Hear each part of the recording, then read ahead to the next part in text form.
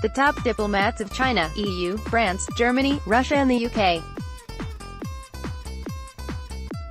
have assured Iran that they were willing to salvage a historic nuclear deal abandoned by the US. The deal, known officially as the Joint Comprehensive Plan of Action (JCPOA), was forged under the administration of former President Barack Obama in 2015 and scrapped by his successor, President Donald Trump, in May, with Iran looking to face stricter US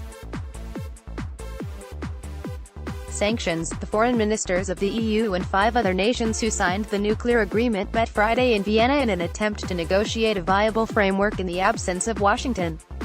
Reading an official statement from the Joint Commission of the JCPOA, High Representative of the European Union for Foreign Affairs and Security Policy Federica Mogherini said the ministers deeply regret the U.S.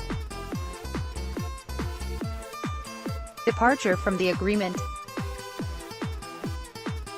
She said they'd reconfirmed their commitment to the full and effective implementation of the nuclear deal, calling it a key element of the global non-proliferation architecture and a significant achievement of multilateral diplomacy. The participants recognized that, in return for the implementation by Iran of its nuclear-related commitments, the lifting of sanctions, including the economic dividends arising from it, constitutes an essential part of the JCPOA, the statement said, later adding that the initiatives listed were aimed at preserving the nuclear deal, which is in the security interest of all. Trump has long criticized the accord as being too soft on Iran, whose revolutionary Shiite Muslim government has been at odds with the U.S. since overthrowing a previously CIA-installed monarchy in 1979. Trump has said the JCPOA did not go far enough to address Iran's non-nuclear activities, accusing the agreement of using funds unfrozen by sanctions relief to support militant groups across the Middle East and to continue developing its military might at home. Despite numerous reports from the International Atomic Energy Agency affirming that Iran was adhering to the deal's terms, Trump also questioned Tehran's compliance and sided with Israel and Saudi Arabia in urging a tougher approach. Without the U.S., however, other world powers have struggled to agree on how to keep the deal alive. Iran has warned it would be willing to walk away from the deal. Iranian leaders have threatened to walk away from the JCPOA, and Foreign Minister Mohammad Javad Zarif even suggested the country could fully restart its nuclear production, which it has maintained is strictly for peaceful purposes. Iran's supreme leader Ayatollah Ali Khamenei and his hardline clerical following have been particularly skeptical of Europe's commitment to the deal, but Zarif on Friday praised the serious and constructive talks.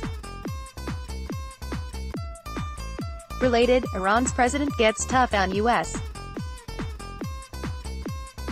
and Israel, giving him support he needs from shadowy top general. My conclusion was that all JCPOA parties indicated commitment in the meeting, to the political will to stand against such American move to withdraw from the deal, Zarif said, saying he thinks the operational methods proposed in the Friday meeting seemed to be practical, according to Iran's semi-official Tasnim news agency.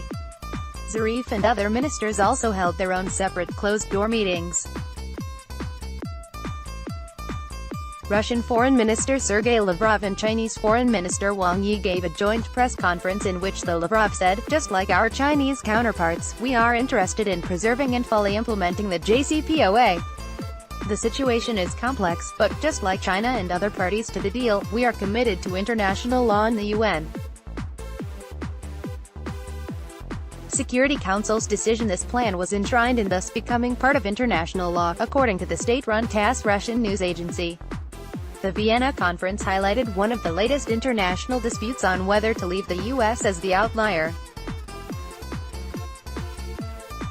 Trump's withdrawal from the 2015 Paris Climate Agreement and the number of UN agencies has drawn widespread criticism from Washington's traditional allies.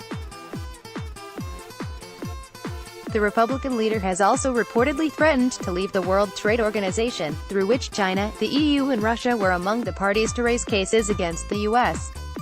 in response to recently implemented steel and aluminum tariffs. Many European powers remain deeply skeptical of Russia and have extended their sanctions against it, in response to Moscow's alleged election tampering, intervention in Ukraine and attempted assassinations.